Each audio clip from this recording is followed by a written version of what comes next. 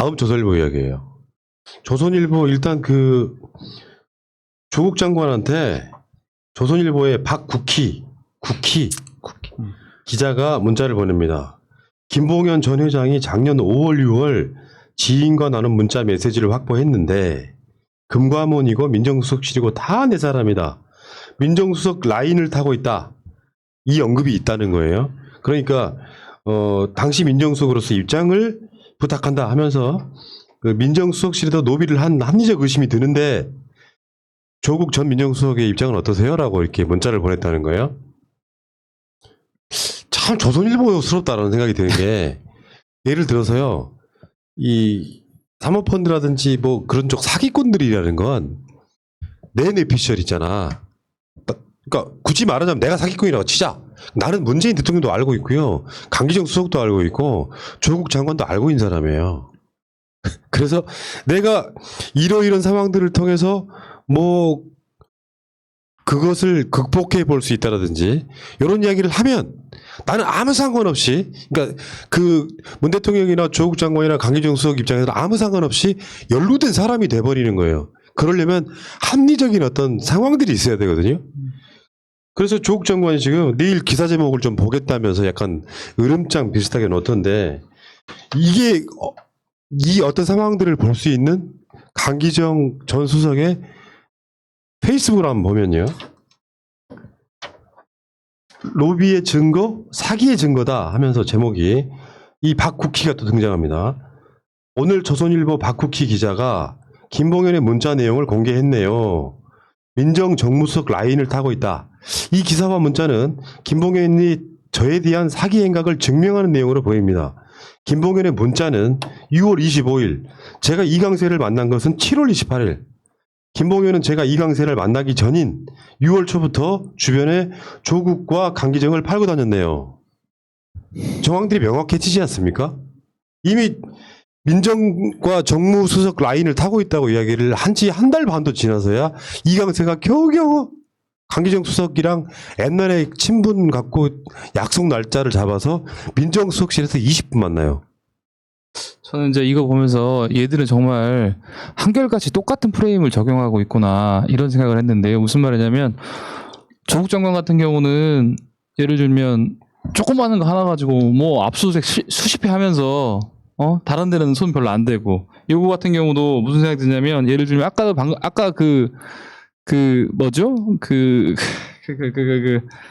우리 기사 중에 확인 안 하고 대통령 편지 같은 경우는 불리한 거에 대해서는 아무런 확인도 안 해. 그냥 진정성이 없다네 막 얘기해놓고 확인 하나도 안 해. 근데 이거 같은 경우는 예를 들면 연락도 되지 않고 뭔가 이 되지도 않는 사람들한테 문자 보내가지고 확인도 안 하면서 이거 같은 경우는 막 확인을 해요. 그래서 참 자기네들한테 그 뭔가 이용할 가치가 있다고 생각하거나 정권을 공격할 수 있다고 생각하는 것에 대해서는 정말 집요하게 취재를 하고 그렇지 않고 뭐 별로 자기네들이 유용하게 써먹지 않을 거에 대해서는 취재를 하지 않고 이런 것들이 정말 똑같은 프레임으로 대하는구나 이런 생각이 들더라고요.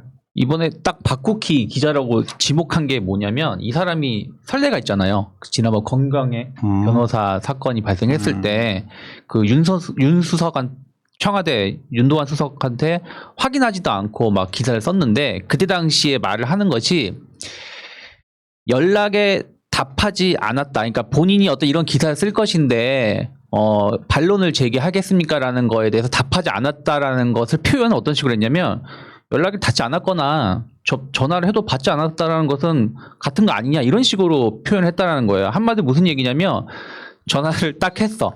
바로 끊었어. 그럼 상대방은 전화 온 게 찍혀 있잖아요. 그리고서는 나 전화했는데 당신이 전화 안 받았어. 그러니까 나는 반론계를 줬다라고 물론 그렇게 하진 않았겠지만 그럴 수도 있다라는 것이죠.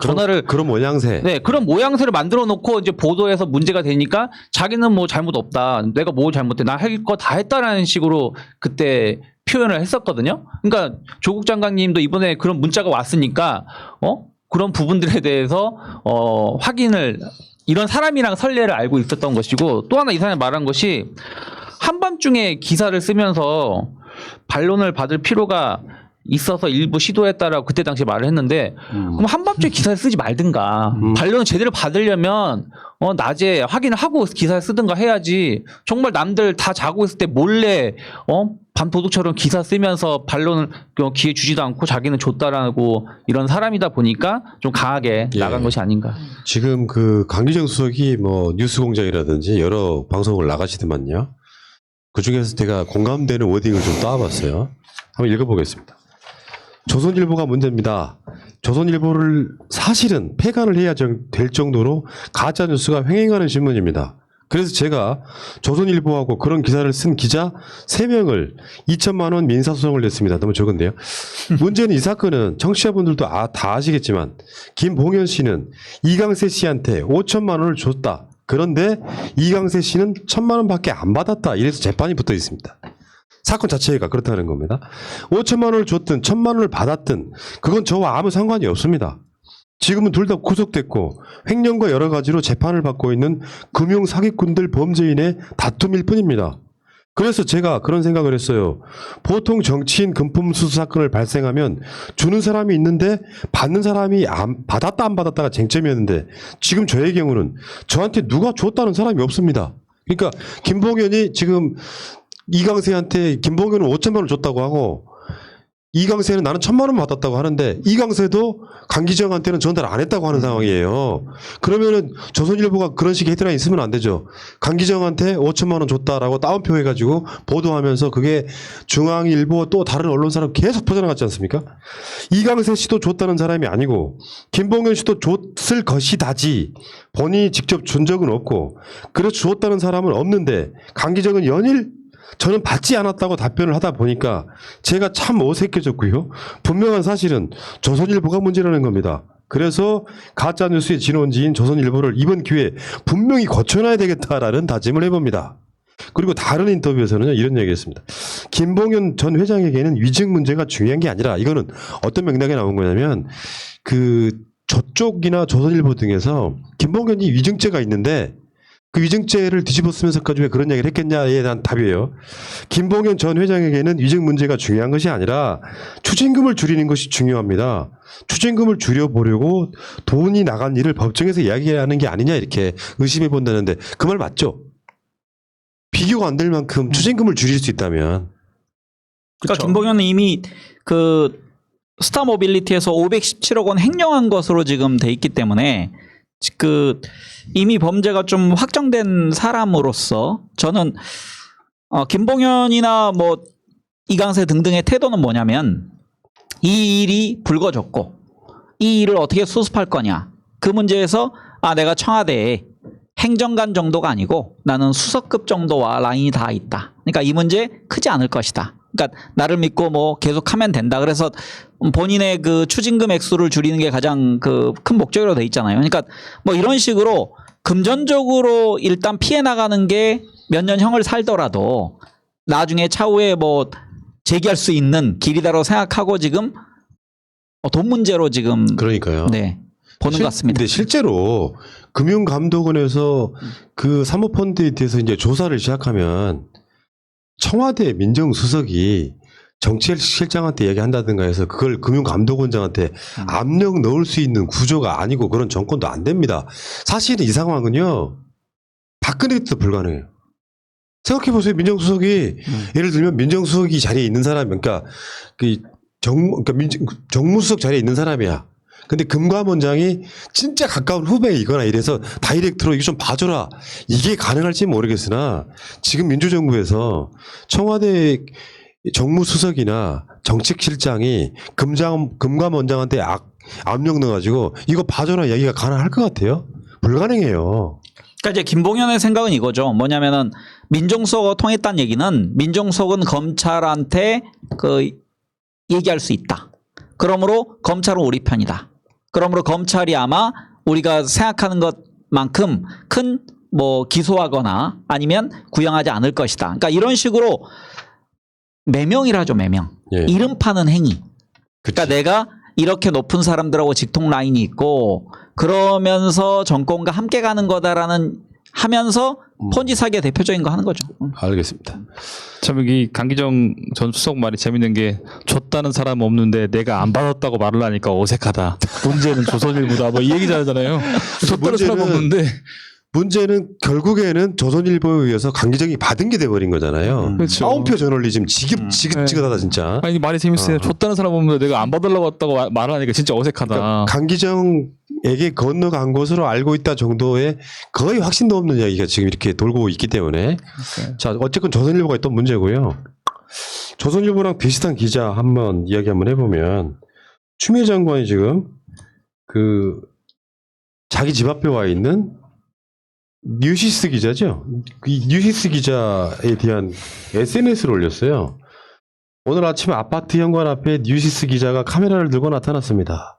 이미 한 달 전쯤 법무부 대변인은 아파트 화분 사생활 영역이니 촬영 제한을 협조 바란다는 공문을 각 언론사에 보냈습니다. 그런데 기자는 그런 것은 모른다고 계속 뻗치기를 하겠다고 합니다.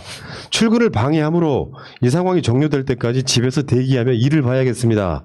지난 9개월간 언론은 아무 데서나 저의 전시를 촬영했었습니다. 사생활 공간인 아파트 현관 앞도 침범당했습니다.